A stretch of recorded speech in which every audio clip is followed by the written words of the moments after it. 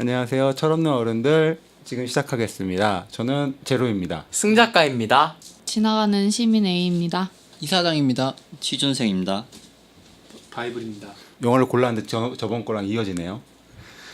영화 제목은 초콜릿 도넛이고요. 한국에서 개봉한 제목이고, 그리고 영어 제목은 Any Day Now라고 합니다. 이 영화의 내용은 이 영화는 실화를 바탕으로 한 영화고요. 실화의 배경은 1979년입니다.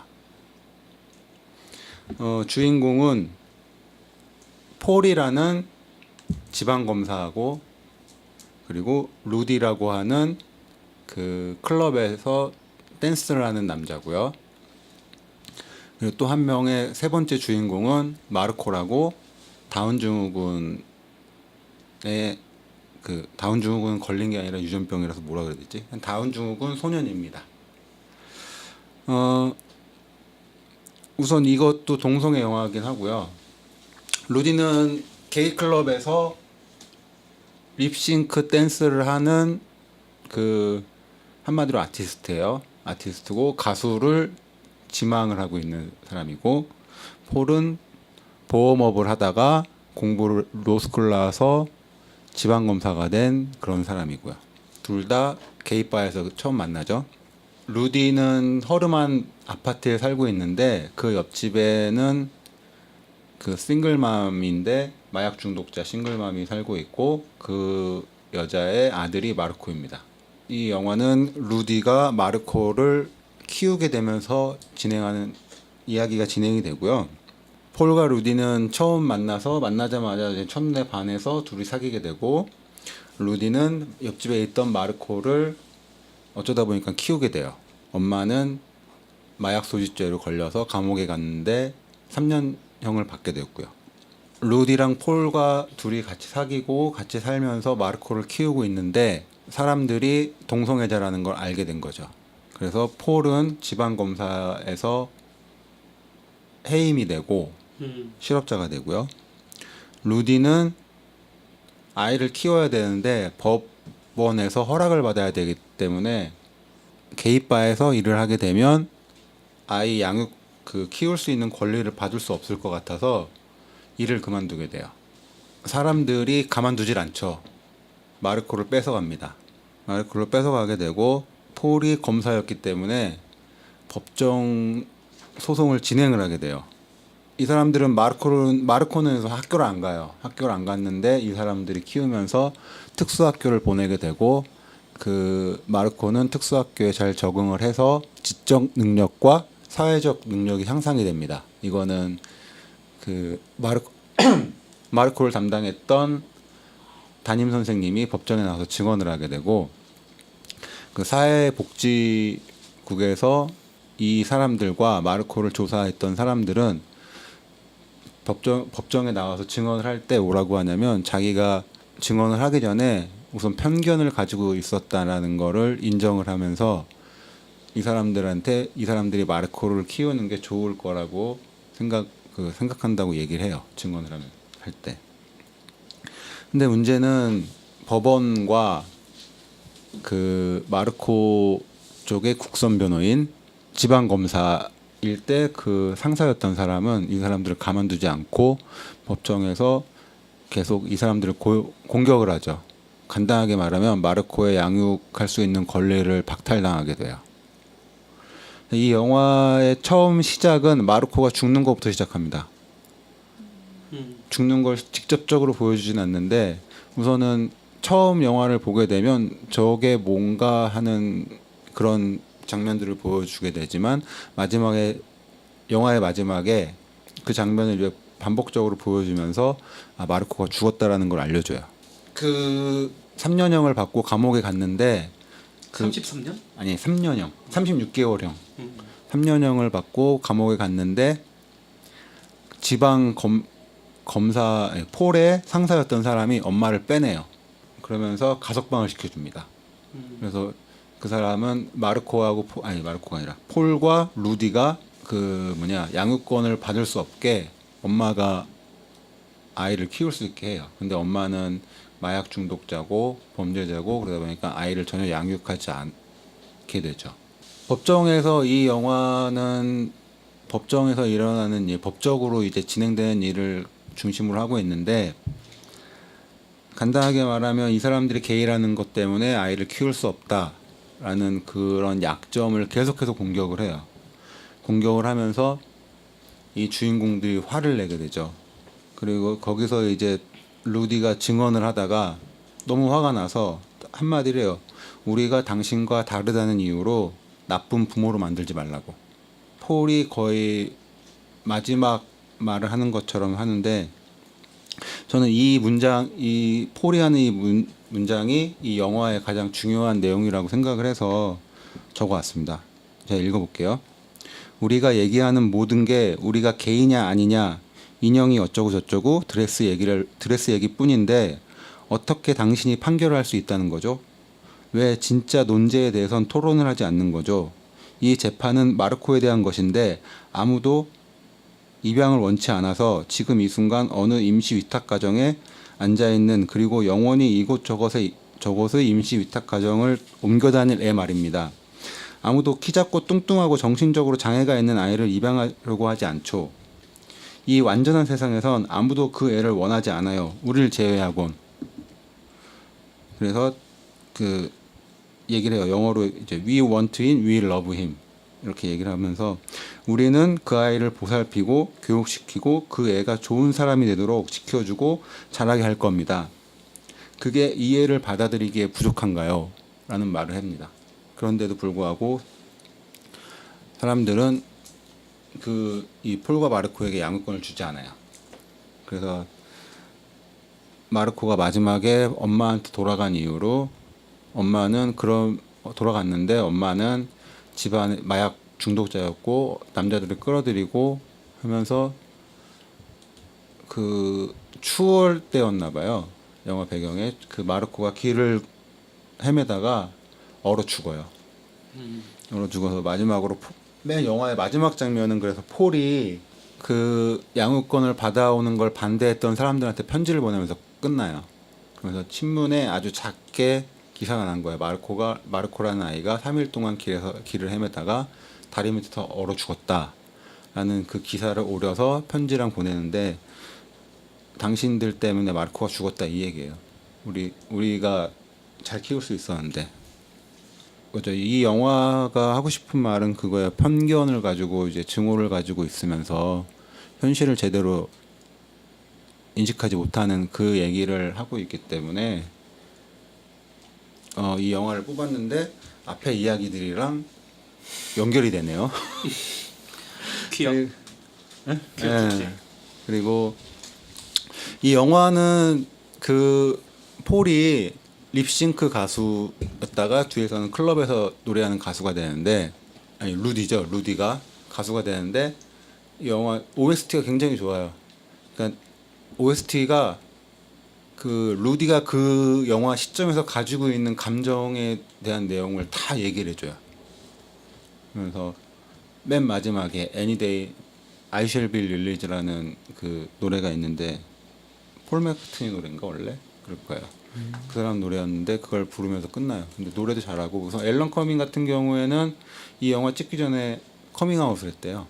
원래 이제 동성애자였나 봐요. 그리고 영화제에서 상도 되게 많이 받았어요. 여기저기 영화제에서.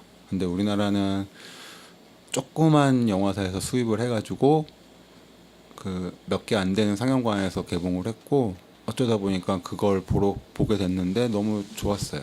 좋아가지고 극장에서 영화를 보고 집에 와서 외국 사이트를 뒤져가지고 그걸 다운받아 또 봤어요. 우선 저는 이 영화에 대해 그 편견과 혐오에 대해서 얘기하고 싶어서 이 영화를 가져왔고요. 여러분의 의견을 듣고 싶습니다. 그 영화가 인생 영화잖아요. 예, 그렇죠. 어떻게 인생 영화가 된 거예요? 저도 이제 항상 살아가면서 욱 하면서 흥분하고 막 그럴 때가 있잖아요. 그럴 때 많죠.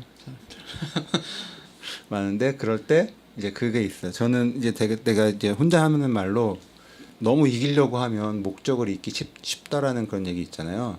그러니까 이기는 게 중요한 거냐, 내가 어떤 그 목적을 달성하기 위해서 옳은 일을 그러니까 옳은 일을 해서 그 목적을 달성하는 게 중요하냐 이런 거거든요. 그러니까 이 영화에서 보면 그 사람들은 옳은 일을 하려고 하는 게 아니라 이기기 위해서 쟤네들한테 양육권을 주지 않고 못 살게 굴기 위해서 자꾸 해요. 이기려고만. 근데 보통 사람들이 편견을 가지게 되면 그런 일을 많이 반복을 하잖아요. 그래서 좋았어요. 우선 노래도 너무 잘해요. 앨런 커밍이 노래를 너무 잘하더라고. 진짜 영화에서. 노래가 좋아서 그런 것 같은데. 노래도 좋고. 그래서 인생 영화가 된 것 같은데. 그냥 사람들에 대한 편견을 좀 없어졌으면 하는 거. 실제로 이제 아까 제가 대사 읽었던 것처럼 마르코를 위해서 이 재판을 하는 거냐, 아니면 이기기 위해서 이 재판을 하는 거냐. 이게 사실 재판을 하는 이유는 마르코가 어떤 상황에 가는 게 좋냐라는 걸 판단하기 위해서 재판을 하는 거잖아요. 근데 서로 그 상대방은 이기려고 재판을 하고 있죠. 그 영화 내용이 거기서 이기려고 하는 게 마르코를 위한 거지 않아요? 그 상대방이 그 마르코를 그 주인공들한테 보내지 않으려고 하는 게 검사랑 뭐 검사 상사랑 그 판사도 약간 그런 편견이 있는 거잖아요, 영화에서. 판사는 우선 내용이 진행될 때는 좀 우호적으로 나와요. 우호적으로 나오는데 그 판결을 내린 거는 그렇지가 않은 거죠. 동성애 부모한테 보내지 않으려고 하는 거잖아요. 예. 그러면 그 보내지 않으려고 하는 사람들이 가지고 있던 편견은 어떤 것들이 있었나요? 혹시 영화에 표현된 것들이 있나요? 혹시? 영화에 표현되는 거는 이 사람 동성애자 부모 밑에서 정신 장애를 가진 아이가 자라면서 그 성적으로 학대를 그러니까 아이 앞에서 부모들이 성적인 행동을 하면 되냐? 성적인 행동을 할 것이다. 그거는 동성애가 아니라도 그러니까 그러면 안 되는 거 아니에요? 그치. 그런데 동성애를 하는 모습을 애한테 보일 것이다. 어쩌면 성추행을 할지도 모른다. 그런 거죠. 그러면서 게이라는 걸 계속 강조를 해요. 그리고 마르코라는 아이가 가장 좋아하는 장난감이 여자 그 인형이에요. 여자 인형인데, 바비 인형 같은 거. 예. 근데 영화에 나오는 거는 그 루디가 마르코를 알기 전부터 이 인형을 가지고 가장 좋아하는 인형이에요. 근데 법정에서는 그걸 공격을 하죠. 게이 밑에서 그 애가 자라고 있어서 이 마르코란 아이가 남자아이인데도 여자 인형을 좋아한다. 이런 식으로 공격을 하죠. 걔 밑에서 자라면 남자 인형을 좋아해야 되는 거 아닌가? 그렇네. 아니, 그냥 인형을 좋아한다는 것 자체가 그 당시에 그걸 헷갈리는 것 같아요. 트랜스젠더랑 동성애자랑 헷갈려하는 사람들 있잖아요. 그게 섞인 거죠. 아니 그냥 그러니까 그 아이가 여성향을 나타낸다라는 걸 이야기하고 싶었던 거 아닐까요? 근데 걔는 여성성을 지닌 남자가 아니고 그냥 남자를 좋아하는 남자. 남자를 좋아하는 게이라고 하는 선입견이 두 그렇지. 개가 있잖아요. 우리가 말하는 흔히 빌리라고 하는 근육질의 남성, 아니면 이제 이렇게 목소리 톤 높고 왜소한 그 남자. 이 두 개를 흔히 선입견으로 떠올리니까 그 옛날에 특히나 더 그래서 아마 그것 때문에 그러지 않을까. 흔히 드라마에 표현되는 게이들을 보면 그 좀 여자인 것처럼 꾸미려고 하고 뭐 그런 모습들이 나오잖아요. 이제 그런 거랑 비춰봐서 이 아이가 지금 이런 성향을 가지게 된 건 그런 부모를 가지게 되었기 때문이다라고 이야기하는 거 아닐까요? 그런 이야기를 하고 싶었던 것 같아요. 선입견은 결국 동성애자는 성적으로 문란하기 때문에 그죠? 아이를 키우면 안 된다라는 걸 검사가 공격을 했던 거네요. 옛날부터 비판받아왔던 게 그거잖아요. 약간 변태 취향이라는 용어로 이제 또 책을 맨날 보면 그런 구절이 그러니까 그게 나오면 가끔 그런 식으로 옛날 이제 공격을 많이 하더라고요. 특이 취향, 변태 취향 그런 걸로 다 성적인 걸로만 생각을 하는데 누가 더 문란한지 모르겠어요. 그러니까 기본적으로 성에 대해서 소수의 의견을 가지고 있는 사람들이 문란하다라고 이제 비판을 받잖아요. 그죠. 근데 이미 동성애자들은 이미 소수야. 그러니까 그냥 뭉뚱그려 가지고 그들 모두를 이제 편견을 가지고 보게 되는 거죠. 이거 영화 보면서 되게 열받았죠. 아니에요? 울었어. 그러니까 뭔가 화나고 억울하고 저런 상황이 싫지 않았어요 영화 싫죠. 안에서의? 정말 짜증날 것 같은데 이거 지금 듣기만 해도 열이 받는데 그러니까 저게 지금 골랐는데 이어지네요라고 말한 건 꼭 저 성소수자에 대한 내용 때문에 이게 골라진 게 아니라 물론 음악 때문이지만 OST 역시 노래가 짱. 이 저 사회적인 편견과 억울함 뭐 이런 게 더 포인트였던 거 아니에요? 그렇죠. 네. 그 영화에서 보면 폴은 검사잖아요.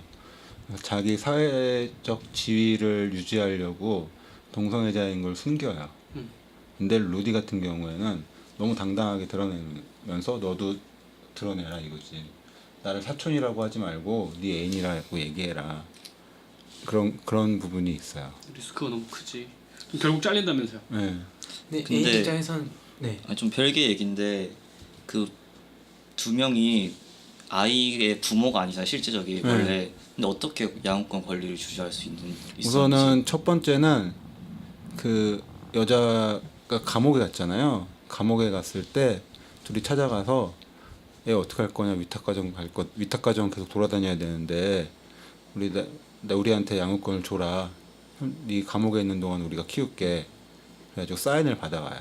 아 엄마가 동의를 한 거였어요. 그러니까 엄마가 엄마는 그랬었네. 자기한테 돈을 달라 그랬는데 우리는 너한테 줄 돈 없다.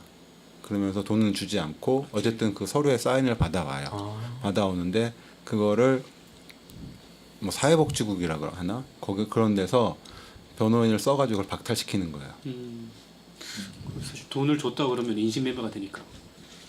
근데 실질적 게이가 아니었더라도 그 폴은 직장에서 잘리고 폴인가? 폴이 직장에서 폴은 그 동성애자라는 것 때문에 잘린 거예요. 그러니까 실질적으로 양육하기 힘든 상황 아니에요? 근데 사실 아니 그렇진 않아요. 수입이 없으니까. 수입이 없으니까. 변호사 하면 되지. 변호사 하면 되지. 그리고 그 립싱크 가수 할 때도 수입이 아예 없는 건 아니죠. 네. 아니지 그거는 중간에 그만뒀다 그랬잖아요. 아이를 키우기 위해서. 중간에 아, 그만뒀는데 어쨌든 그 잠깐 이게 영화가 되게 영화의 실제적 시간 길이가 되게 길지가 않아요. 몇 달 정도거든요. 그렇기 때문에 그 사람은 검사에서 잘렸지만 우선은 모아놓은 돈도 있는 것 같고 변호사 하면 되지. 그리고 그 루디는 나 맨 영화 뒤쪽이지만 가수로서 잘 돼요.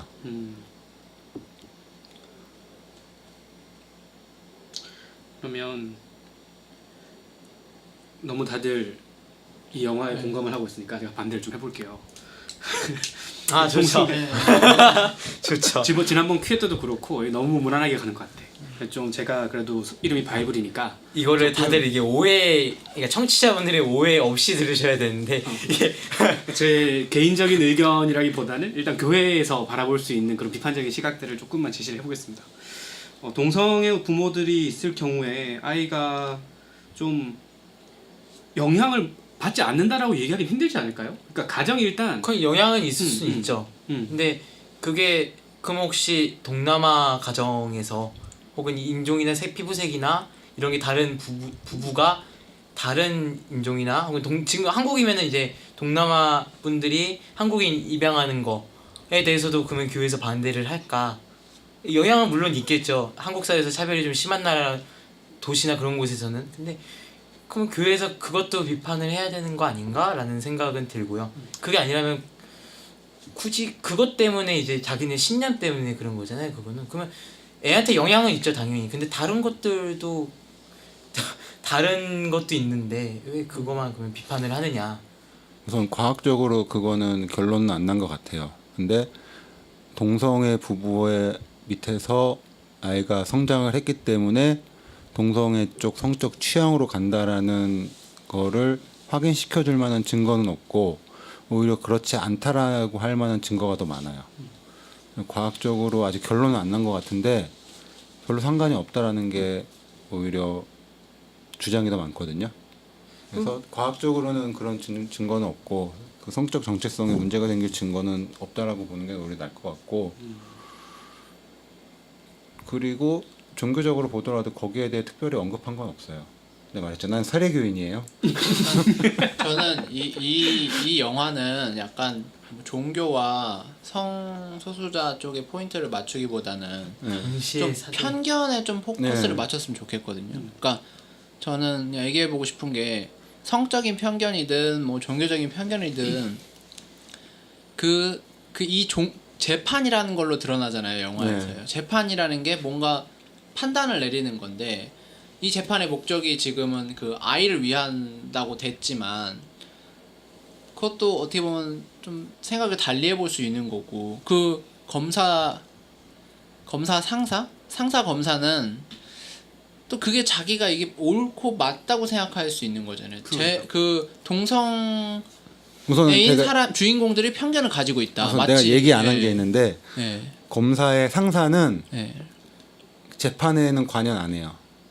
재판에는 기소한 쪽이 아닌가 보네. 왜냐면 이게 형사소송이 아니라 민사소송이기 때문에 음. 검사는 관여를 안 하고 마지막에 엄마를 풀어줘서 엄마가 마르코한테 양육권을 가져가게 하는 부분 그리고 그 전에 폴을 동성애자라는 걸 이용해서 자르려는 부분 딱 이 부분만 나와요. 그래서 실제로 검사 싸우는 건 이 폴과 마르코 아니 폴과 루디 그리고 사회복지국 요상 민사소송을 하는 거거든요. 그러면 사회복지국은 그 엄마가 약물에 취해 있는 사람으로서 사인해 준 걸 인정을 못 안 한 거잖아요. 아이를 위해서. 그쵸. 그러니까 함부로 이 아이의 양육권을 단지 현 부모의 서명만으로 인정을 못 하겠다를 한 거고. 그리고 그 아이가 그 남 주인공들에 대한 편견을 가지고 있었던 걸로 볼 수 있잖아요. 이 두 남자가 아이를 키울 경우엔 악영향이 있을 거다라는 편견인 거잖아요. 또 우리는 또 반대로 편견이 있을 수 있으니까. 그러니까 저는 그냥 우리들이 갖고 있는 당연한 이 편견들 서로 상대방이 편견 갖고 있다고 하잖아요. 근데 다 편견이잖아요. 사실 다 자기가 원하는 것만 보고 듣고 싶은 것만 들으니까.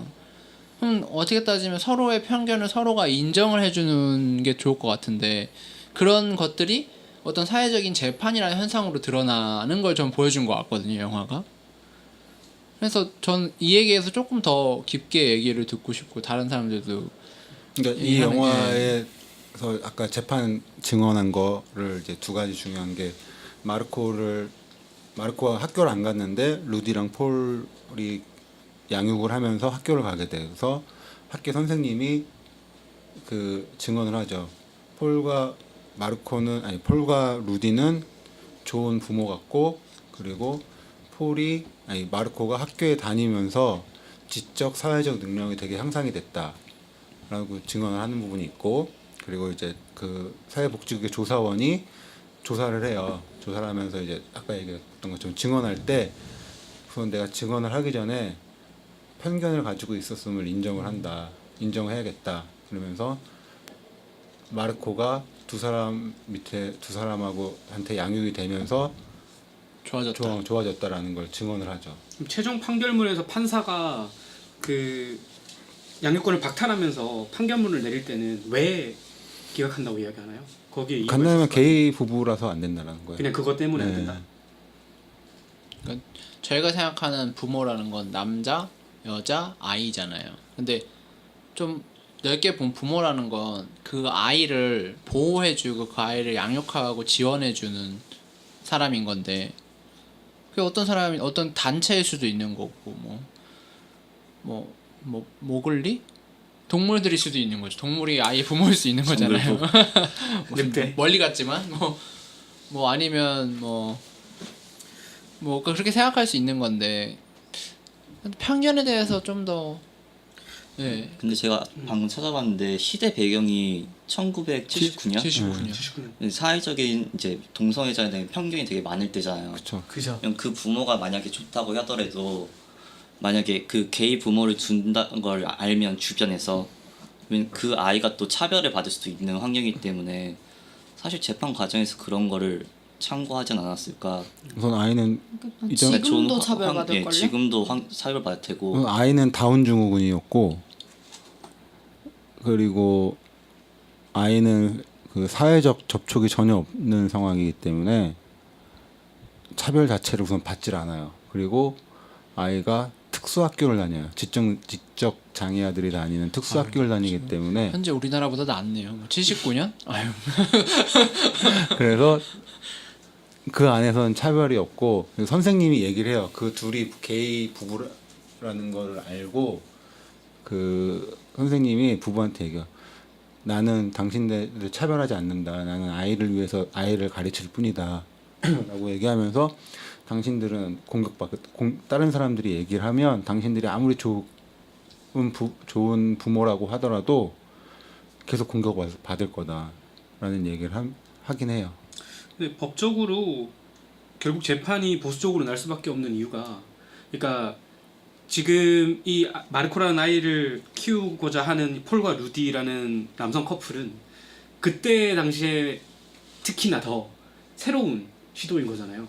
그러니까 남자 커플이 한 아이를 교육을 시키겠다, 책임지고 부모가 되어서 교육을 시키겠다라고 이제 법정 다툼까지 벌이는 상황인 건데, 이게 교육은 진짜로 한 아이의 인생을 결정짓는 큰 일인데, 지금까지 사회가 계속해서 지속해 왔던 이 가정이라는 틀을 벗어나서 새로운 도전을 하는 건데, 이거를 과연 우리가 용납해도 되는가? 왜냐하면 우리는 지금까지 오랫동안 그 사회를 유지해 오면서 봐왔던 수많은 가정들이 있는데, 그리고 그 가정들 속에서 충분히 잘 교육되고 또 제대로 올바른 방향으로 갔던 사람들이 많이 있다는 것을 경험적으로 알아요, 사회가.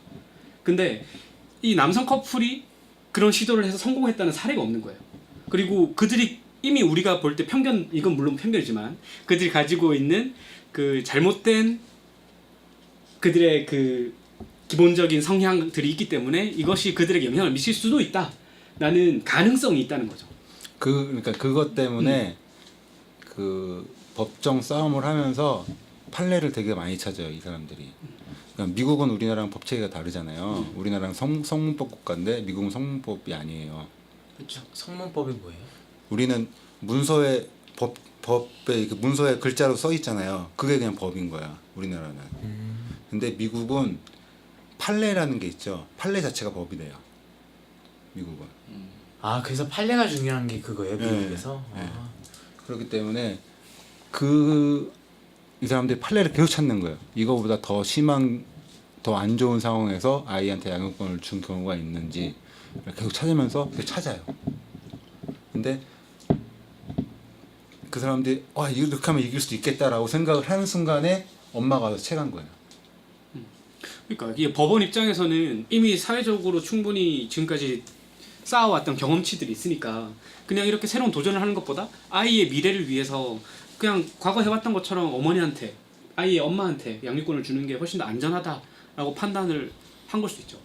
라고 그냥 저는 그냥 깊게 생각을 안 하고 판결한 것 같은 느낌이 드는데, 오히려. 왜냐면 그러니까 우리나라 같은 경우에도 부모가 전과자고 누가 봐도 쓰레기고 하더라도 부모가 양육권을 주장하면 줄 수밖에 없잖아요. 그러니까. 우리나라도. 같은 맥락으로 보는 거지. 그러니까 거기서 엄마가 양육권을 가져간 거는 그렇게 봐야 되는 거고, 법원이 그 사람 둘한테 양육권을 주지 않은 건 편견이라고 봐야죠.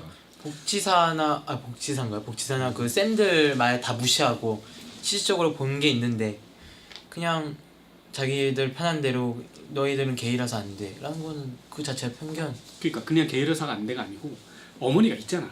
그러니까 엄마가 어쨌든 간에 이제 밖으로 나왔고. 그러니까 그 아이들 양육할 이전에 상황이 대한 거 얘기하신 거 아니에요? 그 이전- 어머니가 이 사람들한테 넘겨준 상황에서 이 사람들의 양육권을 그냥 뺏으려고 한 거죠, 사회복지 쪽에서. 그러니까 어머님이 상관없이. 나왔을 때 다시 준 거는 어쩔 수 없는데 그 이전에 어머님 나오기 전에 판사가 그러니까 결론 냈다는 거잖아요. 엄마가 가석방이 된 게 그 지방검사였잖아요. 지방검사 그 폴의 상사가 가석방을 시킨 거야. 너가 애를 데려가서 키우는 대신에 가석방을 시켜주겠다. 그러니까 그게 이제 가장 최선의 선택이라고 생각했던 거죠. 그 사람은. 아니, 그 사람은 최선의 선택이 아니라 이 사람을 공격하기 위해서 한 거예요. 영화에서 그런 거 아니에요? 영화에서. 그러니까 영화에서. 근데 실제로 이게 실제 사례라며. 네. 그러니까 실제 사례에서는 그때 당시에 검사가 생각했을 때 엄마를 풀어주고 엄마가 양육권을 가져가는 게 최선이다라고 생각해서 풀어준 걸 수도 있다는 거죠. 근데 그게 본인들은 양육에 대한 책임이 없고 제3자 입장에서 봤을 때잖아요. 근데 이런 영화들 보면 이제 이런 이제 성소유자나 이런 차별받는 대상을 초점을 보기 때문에 아무래도 이입이 되는데, 약간 그런 판결 내리는 사람들 보면 제3자 입장에서 약간 좀 그러니까 아까 말씀하신 거대로 그 애의 인생이 달린 문제인 건데 약간 쉽게 어떻게 보면 쉽게 약간 판결하는 듯한 느낌이 있거든요. 그냥 선례대로 그냥 있던 보수적으로 대로. 판단을 한 그러니까 거죠. 굉장히. 이거에 대해서 심오하게 생각을 해서 내린 결론이 아니라 여태까지 이래 왔고 이래 왔으니까 관행대로 약간 하는 느낌? 그게 근데 그건 그럴 수밖에 없는 것 같아요. 왜냐면 내 개인적인 의견에 따라서 독창적으로 판결을 내리면 안 되잖아요. 판사가 그러니까 그래야 되는 거예요.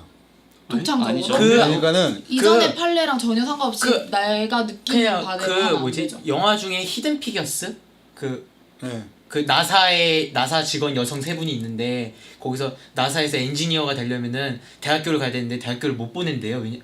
대학교에서 입학 허가를 안 해줘요. 왜냐면 거기가 백인들만 다닐 수 있는 대학교에서 거기를 나와야 한국에 치면 서울대를 나와야 뭐 한국 거기 뭐 어디에 가는데 그게 안 되니까 그 판사한테 그거 소송이라 해야 되나 그걸 하거든요. 해달라 그러면서 하는 말이 판사님 보니까 가문 최초로 뭐 하고 최초로도 뭐 한 사람인데 역사로 봤을 때 자기 이거 허가해 줬을 때 나중에 역사가들이 봤을 때 그 판사님을 뭐 어떤 거에 대한 최초로 사람들이 인식을 하겠냐라고 하면서 전에 판례가 없었는데도 그러면 야간만 허락해 주겠다라고 하면서 이제 해주거든요. 근데 그것도 어떻게 보면 독창적인데 그거는 위헌 소지가 있을 만한 거에 대해서 판결을 이렇게 내려준 거고 이거는 그러니까 아기를 엄마가 키우는 게 더 나은가 마약 중독자가 아닌 동성애 커플을 키우는 게 더 나은가에 대한 판단을 판사가 해야 되는 거잖아요. 그거는 명확히 이게 답이지 이게 정의지라고 할 수 있는 게 아니니까. 판사는 양육권을 주냐 마냐까지만 하는 거 아니에요? 그 어머니는 그때 당시에는 이제 그러니까 감옥에 있었으니까 판결은 이 사람한테 양육권을 주냐 아니면 주지 않느냐. 근데 그러니까 여기서 영화에서 판결은 법령에 근거해서 증거를 확인해 가지고 판사가 자기가 그냥 판단하는 건데 여기는 법령에는 게이한테 주면 안 된다라는 법이 없는 거잖아요. 그냥 증거를 가지고 판단을 해야 되는 건데 이 사람이 게이라서 안 된다라는 그 논쟁만 계속 하고 있는 거죠. 오히려 이렇게 판정되는 게 더 독창적인데요. 느낌이. 그러면은 예를 들어서 지금 그 두 부부한테 주는 게 좋지 않다라고 생각하는 입장이 있나요? 저희 중에? 그 주인공한테. 79년이면 저는 그랬을 것 같아요. 그러면 서로 약간 반반이 있잖아요. 만약 마르코가 나는 두 남자 주인공한테 가고 싶다라고 했을 때 그걸 반대할 거예요? 그러면 반대할 수 없죠. 왜냐하면 그 선택에 대한 책임을 본인이 지니까. 아니, 다음 그, 주인공이 아니, 나오는데? 그러니까 그 그 조사원이 조사를 할 때 그거 마르코가 직접적으로 그 사람들하고 같이 살고 싶다 그래요. 그러니까 제 말은 그렇게 거기 말하는데 이제 그거는 어쨌든 재판에서 마르코를 배제하고 가잖아요. 사실은 뭐 참고 정도만 하는데 지금 어쨌든 마르코가 그 두 남자한테 가지 않는 게 좋겠다라고 생각하는 입장에서 마르코가 그 두 사람한테 가겠다고 했을 때 의견이 바뀌냐는 거죠. 바뀐다와 안 저는 바뀔 바뀌어요. 것 같아요. 전 그럼 바뀌어요. 마르코가 가고 싶어 해도 안 된다는 거네요. 그때 당시 근데 소수자에 대한 인식 자체가 엄청나게 안 좋았기 때문에 좀 그런 걸 반영을 했을 것 같아요. 그 양육권 대해서. 전 그럼 만약에 반대의 경우는 만약에 가도 괜찮다고 생각하는데 마르코가 난 안 가겠다라고 하면 그러면은 당연히 마르코 말을 마르코가 따라주는 왜냐면 거죠.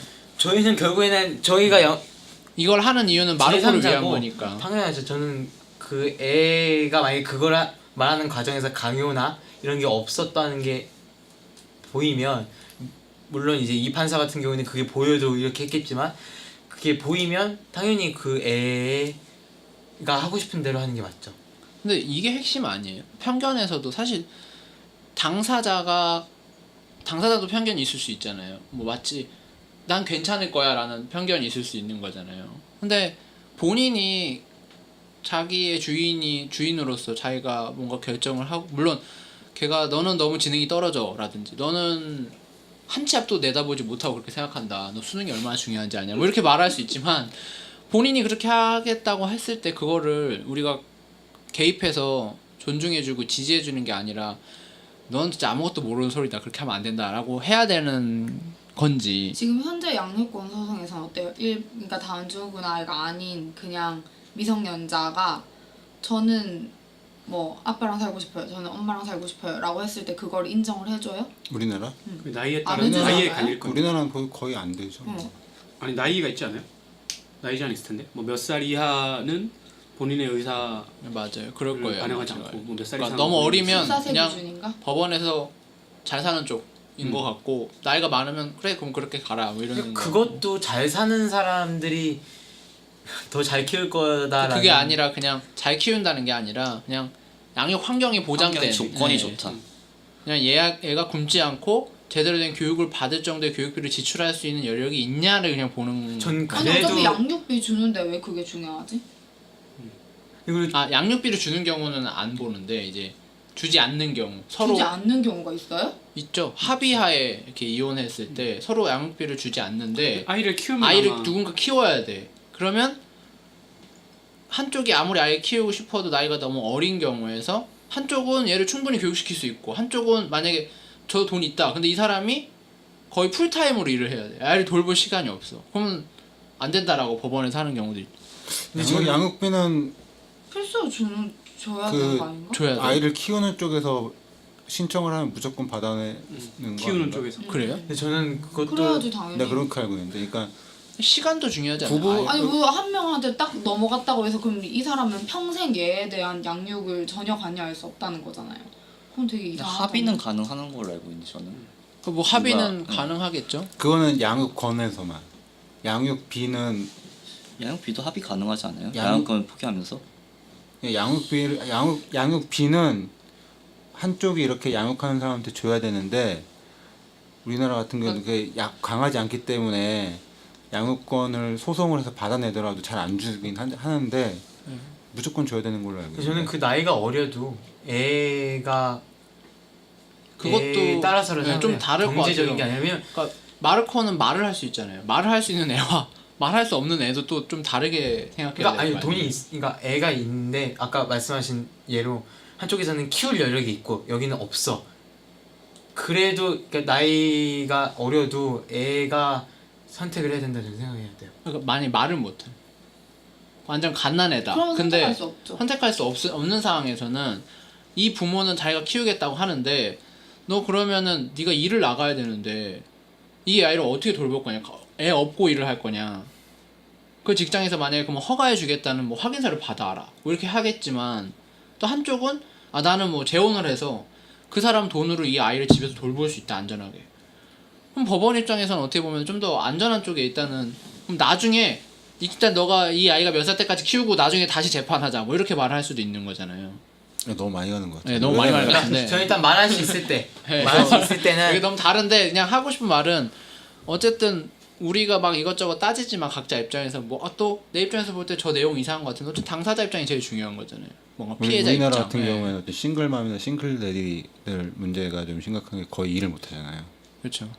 그러니까 아이 키우느라고. 저는 그 당사자 애들 그러니까 당사자가 제일 중요하다고 존중해야 생각해요. 된다고. 왜냐면 저는 돈 많은 집에서 불행한 것보단 돈이 없어서 굶어 죽어도 행복한 게 저는 그 애한테 더 그게 죽으면 좋다고 안 되죠. 쉽지 않아요. 죽으면 안 아니, 돼요. 그러니까 극단적으로 말하면 그건데 아니 근데 그건 되게 이상한 게 양육권이랑 양육비는 완전 분리해야 될 것 같은데 그러니까 이 사람이 돈을 못 벌어 그래서 애기만 하루 종일 봐야 되고 나는 일을 못 가 그러면 양육비를 줘야죠 양육권을 그 사람한테 주고 그게 맞는 것 같은데 저도 잘 모르겠어요. 실제 아니, 어떻게 그건- 재판이 아니, 그러면 일어나는지. 공부를 따로 더 해야 될 것 같습니다. 그러면 우리가 잘 몰라 아빠는 아직. 없고 돈은 연락 많아서 아빠는 맨날 새벽 1시에 기어 들어오고 그럼 애 혼자 집에 있으면 그 애가 혼자 자라나?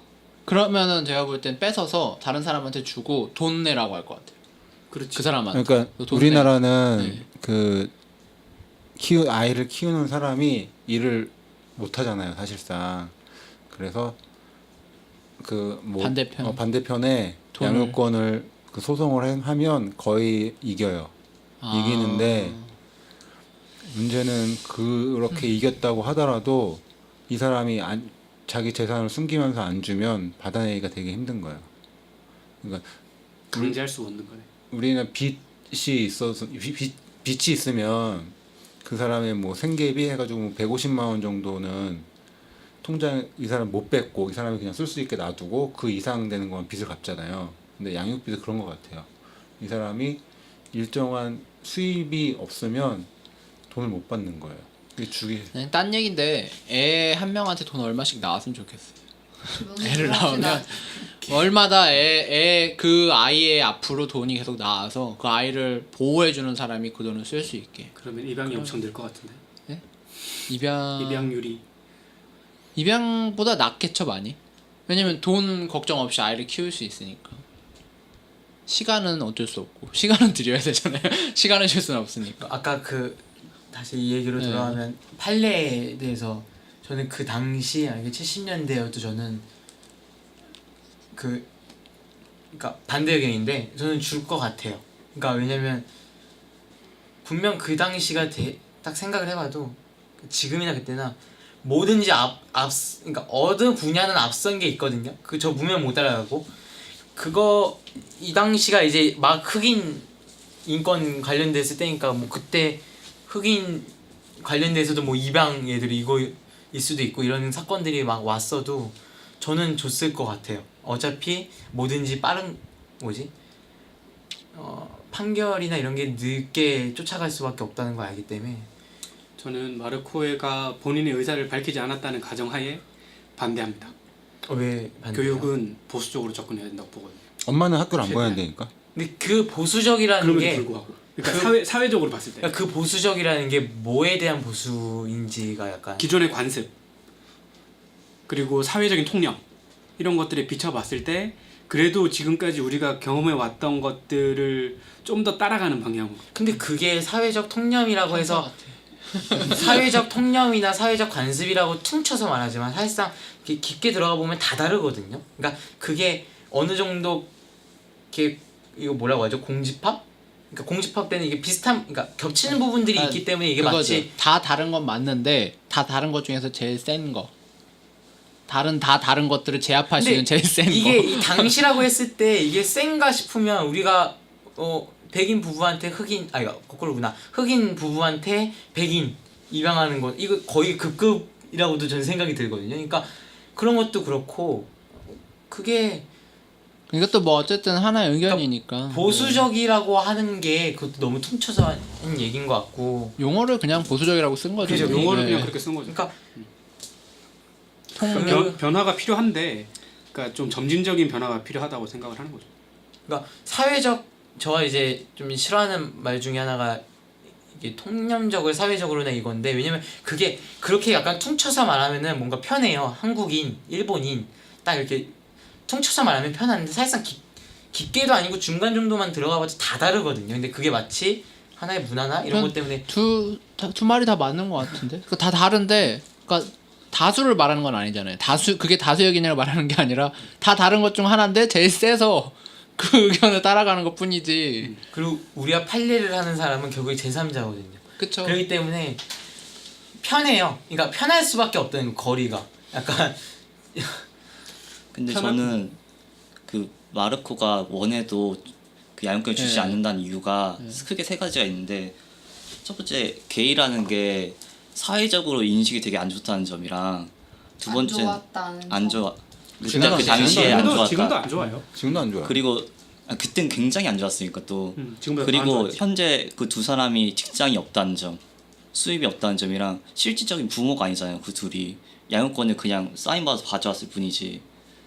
그러면 그럼 되게 안 좋다고 생각할 수 있을 것 같아요. 뭔가 위험성이 높다. 있고 그래서 마르코가 원해도 재정적인 이유랑 사회적 인식. 근데 이거는 어쨌든 저희도 판단을 내릴 수 있는 건 아니라 그냥 의견일 뿐이지. 그냥 다 개인의 의견인 네. 거지. 근데 진짜 입양해서 별의 별 미친 사람들도 많잖아요. 그러니까. 입양 뭐 괜찮다 해서 딱 신중해야지. 보냈는데 거의 아기를 노예로 쓴다거나 막 이런 식인 것도 있으니까 법적인 판결은 좀 보수적으로 갈 수밖에 없는 것 같아요. 근데 이게 같이 가나요? 보수적인 판결이랑 이게 선입견?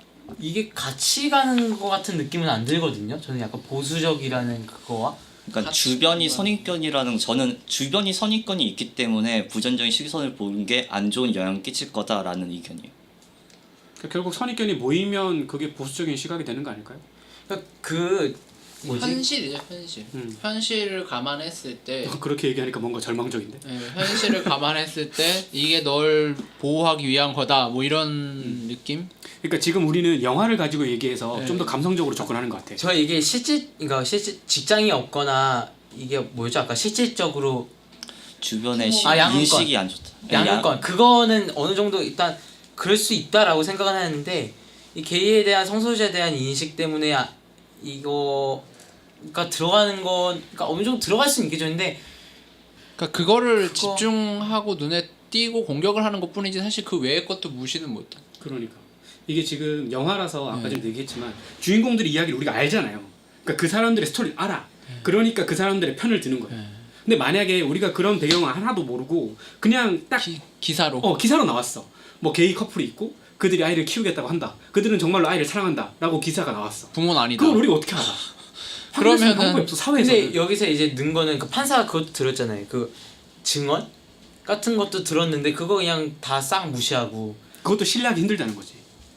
그러니까 우선 무시한 이거 건 객관적으로 이제 주관적인 증언은 주관적인 거니까 그러니까. 객관적인 걸 얘기하면 엄마는 학교도 안 보내고 그 병원 진료도 안 받고 그 마르코를 병원에 데려가지도 않았고 거기 보면 아이 눈이 굉장히 나쁜 걸로 나오는데 아예 안경도 없어요. 그래서 그 루디랑 폴이 병원 데려가서 안과 진료받고 안경 맞춰주는 걸로 나오고 학교도 안 보내고 그리고 이 영화 제목이 초콜릿 도넛인 이유가 그 엄마가 밥을 안 해줘요. 도넛을 사주는 거야 그냥.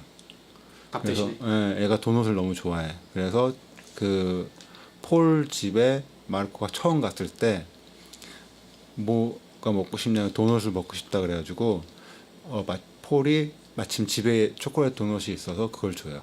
그것 때문에 초콜릿 도넛이 된 것 같아. 이 영화의 제목이. 그 이게 저 영화를 보시라서 이게 정확히를 모르니까 좀 애매한데 여기서 그냥 경제적인 거 뭐 이런 거 떠나서 그냥 게이여서 안 돼 거의 그런 느낌으로 들리고 그런 들었거든요. 걸로 가는 거죠. 왜냐면 더 잘해줄 수 있지 너희들이. 다만 꼭 너의 필요는 없잖아. 라고 말하면 그러니까 그게 그러니까 꼭 실질적으로 증언이 아무리 주관적이어도 증언도 그렇게 나한테 지금 들려왔고 좋다고 괜찮다고 하고 다 좋아도 꼭 너의 필요가 있냐? 라고 하면 그쪽에서는 그러니까 결국에는 이게 판사가 자기가 관여하지 않아도 되는 문제거든요. 사실상 대충 이거를 일처리를 해도 상관이 없어요. 왜냐면 영향을 끼치는 게 아니니까. 근데 그런 입장이기 때문에 그렇게 할 수 있다라는 이건 생각이 영화니까 드는 그렇지 거거든요. 당연히 이건 거부되죠. 너희 누군데 그 약한 부모한테 사인 하나 그거 받아가지고 지금 무슨 아이를 납치해 가려고 그래? 이렇게 판사가 한마디 근데 해버리면 이게 끝나는 내용이 걸. 또 이게 게이라서 안 되는데 이게 저는 뭘로 들리냐면 한창 이제 한국도 동남아 이게 그 뭐라 해야 되죠? 노동자분들이 왔을 때 그 차별 그 2세 3세 관련된 것도 할 때도 그러니까 너희는 한국에서 동남아 부분인데 한국인 입양 안 돼 뭐 흑인인데 백인 입양 안 돼. 저는 딱 그 급으로 들리거든요. 그러니까 이거나 그러니까 저는 이제 거기 관련된 거를 이제 관심 있었다 보니까 뭐 유대인이나 그러니까 만약에 그게 옳은 거긴 한데 그거를 무시할 수는 없어요. 그러니까 그 말이 맞는데, 그러니까 뭐 한국인을 동남아 부부한테 입양 보내지 않는다가 그러니까 왜 안 되냐가 맞긴 하지만 이게 중점 그러니까 여러 가지를 다 예를 들어 점수를 n분의 1 해가지고 따다닥 해서 종합적으로 판단하는 느낌이 아니라 만약에 그렇게 됐어도 마이너스예요. 왜냐면 그 부부가 갖고 있는 플러스보다 사회적인 마이너스가 크기 때문에. 그러니까 이거를 n분의 2 느낌은 n분의 1 시켜가지고 그건 마이너스인데 이거 괜찮고 이거 괜찮고 해서 괜찮아 이 느낌이 아니라 이 개이나 혹은 이런 인식이나 이런 게 거의 중점이 되다시피 되거든요. 다른 게 만약에 괜찮았어도 이런 판결을 내릴까 이런 그러니까 판결을 내렸을 만약에 것 봤을 같거든요. 때 그래요? 그런 느낌이 들어요? 저는 지금 그런 그러니까 느낌이 만약에 들어요. 그럼 합쳤을 때는 그럼 플러스라고 생각해요? 그런 거 점수를 매겼을 때는? 잠깐 난 지금 이렇게 우리 얘기하는 거 들어도 네. 지금 똑같은 그 영화에서 하는 거 똑같은 거 하는 것 같은데 그 게이 부부한테 양육권을 주는 게 맞냐 틀리냐라는 걸 자꾸 얘기하고 있는 것 같아요 우리. 네, 맞아요. 근데 지금 나는 이게 영화에서도 나오지만 내가 하는 얘기는 어떤 게 마르코한테 가장 좋은 거냐. 그러니까 그게 논쟁이 되는 거죠 지금. 논란이 있는 거지. 그러니까 저는 뭐냐면 그러니까 10가지 항목이 있다고 쳤을 때 이 한 가지가 성향이라고 쳐는 게이여서 안 돼. 그러면 나머지 9가지가 다 괜찮아. 그러면 저는 괜찮다고 생각이 그러니까 들거든요. 본인은 그렇게 생각하냐고. 근데 지금. 여기는 그 이 하나 딱 이 한 개 때문에 다른 게 다 괜찮아도 안 되는 것처럼 보이고 이게 게이나 그렇게 생각하냐고요. 지금 이 내용이 저는 하나 약간 때문에 다 안 된다고 생각하는 거예요. 그 게이가 이 영화가 이렇게 비춰져서 그런지 그거 때문인 것 같아요. 인식을 그렇게 근데 보이고. 그거는 지금 여기 있는 사람들은 그렇게 생각하지 않는 것 같거든요. 그 하나가 잘못됐다는 말을 하는 게 아니잖아요.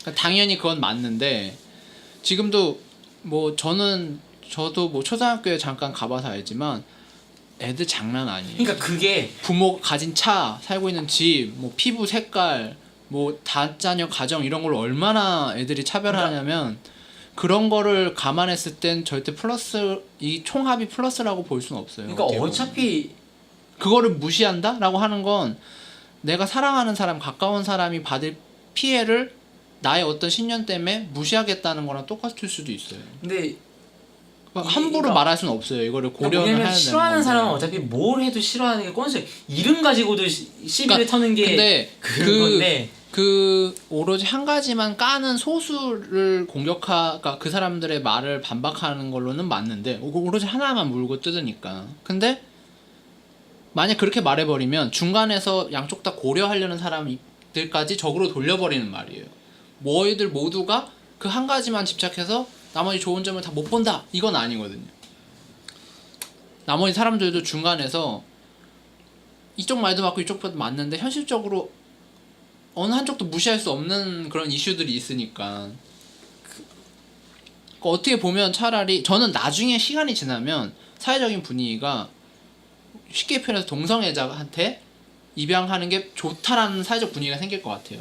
왜냐면 동성애자인 사람들이 사회적으로 힘이 세지고 전 돈도 많아질 거라고 생각해요. 나중에는 왜냐면 사회적으로 어떤 부를 창출하는데 그런 사람들이 되게 유리한 조건이라고 생각하니까. 근데 아직은 그런 조건이 안 됐다고 생각해요. 결국 사회적인 인식 차이. 나중엔 그러면은 대부분 사람들이 지지할 것 같아요. 아 이거 아니 오히려 이쪽이 더 좋지. 일반 사람들한테 보낼 바에 차라리 뭐 동남아 사람, 차라리 뭐 흑인, 차라리 저는 성소수자 이렇게 바뀔 것 그거는 같거든요. 또 반대인데 그거는 또 그쪽 사람들을 아예 그냥 딱 편에 드는 거잖아요. 그러니까 저는 그거는 또 반대. 그 가운데 사람들이 지금 어떤 편에 드는 게 아니라는 거예요. 저는 그냥 사회적으로 현실적으로 봤을 때 조금 더 나은 게 뭘까라는 그냥 의견을 낸 거지. 이 사람들 막상 너 정말 그 역이냐? 그러면 아니 난 몰라. 그러니까 이렇게 저는 말하지. 뭐냐면 여러 가지를 고려해서 판단하는 느낌이 안 든다는 느낌이 뭐냐면 그 10가지가 있을 때 예를 들어 다 고려를 했으면 다 괜찮고 그러니까 어차피 이 사람이 싫으면 이 10가지 중에 하나라도 흠이 있으면 깐다는 얘기거든요. 그러니까 뭐냐면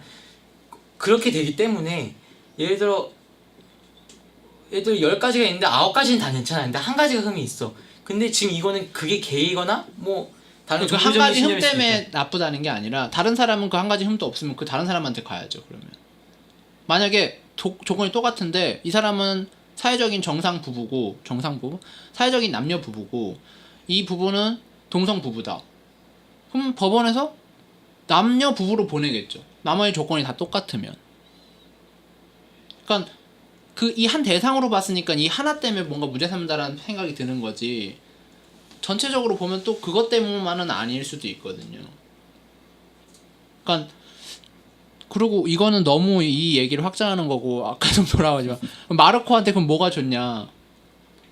그리고 돌아가는 거면 저는 그냥 단순히 그냥 마르코한테 물어봐서 결정하자 이거였고 단순하게 저도 네, 사실 그렇게 단순하면 그렇게 그냥 저도 단순하게 동의를 하죠. 마르코는 어떻게 할래? 그러면은 거기에 우리가 야 그건 너무 좋은 거 같다. 야 이거 안 좋은 거 같다. 이거는 뭐 편견이고 마르코 좋다면 좋은 이 상황에서 거고. 갑자기 궁금해진 건 만약에 나머지 조건이 다 괜찮아. 막 돈, 뭐 다 직업 있거나 하면 다 괜찮아. 그리고 동성애 부부예요. 이 사람들이. 또 한 가지 옵션은 이제 엄마가 나올 수 없어. 가석방 될 수 없어. 그래서 위탁 가정을 돌아다녀야 돼 얘가.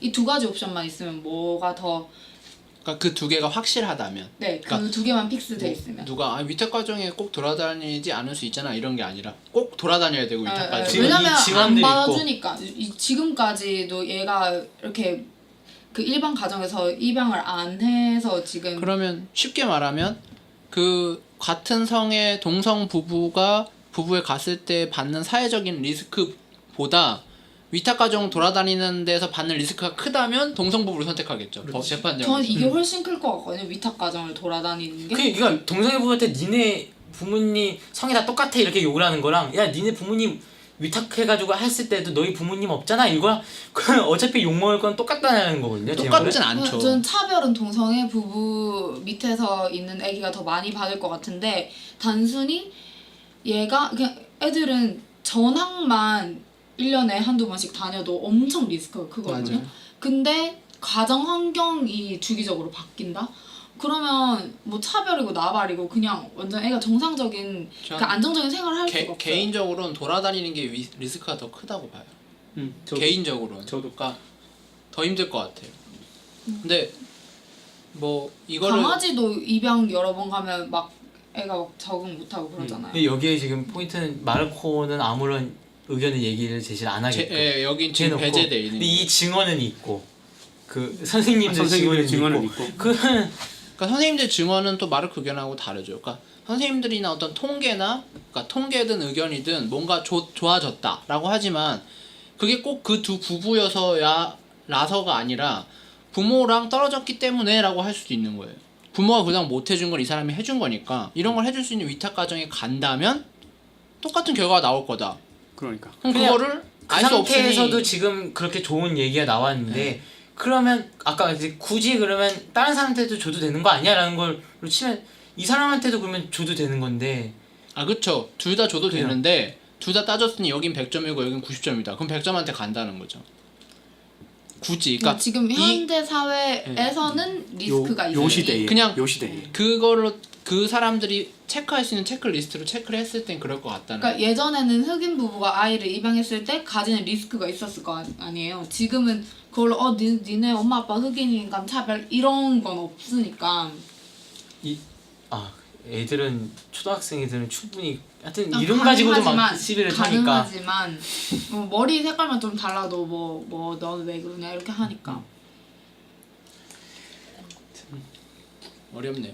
진짜 근데 쉽지 않은 결론은 이야기인 그냥 마르코한테 판사 나쁜 놈 이거긴 한데 민주주의가 뭐 마르코가 주인인데 마르코 몸은 마르코가 주인인데 근데 마르코는 몇 살이에요? 뭐지 그걸 모르네. 14살에 시작을 해서 15 살에 했나요? 근데 법적으로는 지적- 장애 지적장애가 있기 때문에 지적장애가 말을 있어서. 안 그러니까 효력이 없죠. 사회적으로 부모가 없어도 본인 스스로를 보호할 수 있을 정도의 지원이 사회에서 해주는 게 제일 좋은 것 같은데 부모가 꼭 안 줘도 너 뭐 방에서 나오지 마 신고해서 나 나간다고 이래도 되는 자기한테 어떤 권리가 하나도 없는 사람이잖아요. 이 아이라는 존재가 되게 약자 취급을 당하고 뭔가 소유물 취급을 당하니까 거기다 장애가 있고 근데 또 자신을 보호해줄 그런 울타리가 약을 하고 있어. 그럼 이거 뭐 노답인 거죠. 뭐. 그러니까 저는 이런 영화 볼 때마다 짜증이 제일 나는 지점이 마치 말만 그 리스크가 없는 사람이 없는데 있는 것처럼 가정을 하고 약간 다들 그러니까 이런 데에서 막 영화 내에서 얘기를 하니까 사실 지금도 이것만 아니라 여러 가지 하면 리스크 딱 하면 뭐 다른 종교라든지 뭐 다른 그쵸, 인종이나 다 이런 거 있죠. 딱 떠오르잖아요 저희가 봤을 때. 그러니까 리스크가 없는 경우가 없는데 그러니까 그 사회에서의 리스크죠. 그러니까 인종을 갖고 태어났기 때문에 리스크가 생겼다는 게 아니라 그러니까 그런데 마치 그렇게 생각하기 하는 지점이 저는 너무 짜증이 나는 것 같아요. 마치 리스크가 그 하나의 리스크를 모든 리스크보다 크다라고 보는 건 잘못됐죠. 종교적 리스크와 같이 그런 성적인 리스크도 같이 그냥 하나의 리스크로 봐줘야 되는데 제가 볼 때 무조건 거기에는 그 재판하는 사람과 거기 있는 힘 있는 사람의 그 자기 가치관이 들어갈 수밖에 없는 거예요. 그러니까 자기도 가해자면서 피해자인 거를 알아야 되는 것 같거든요. 저는. 그리고 그 근데 또 스토리나 이런 걸 볼 때 재밌어하는 부분이 내가 차별받고 있는데 똑같이 다른 사람한테 차별하는 그런 내용을 또 참 아이러니한데 그걸 좋아해요. 예를 들어 그 만화에 그 G라는 이제 만화가 있는데 거기는 이제 아우슈비츠 갔다 온 유대인이 나중에는 그 아우슈비츠 갔다 온 유대인이 나중에는 흑인 차별하거든요. 그거 보고 예, 아이러니하게 저희 일상에 다 있어요. 군대 그죠? 갔다 온 남자들이 다 하는 거 있어요. 이렇게 받은 거 주고 갔다. 이렇게 그러니까 물림. 저는 안 그랬어요. 저도 안 그랬는데 혼자 왜 그러셨어요? 왜 그랬어요? 빨리. 저도 안 그랬는데 아 카더라 통신 그렇더라. 미안해요. 미안. 뭐 듣고 있니?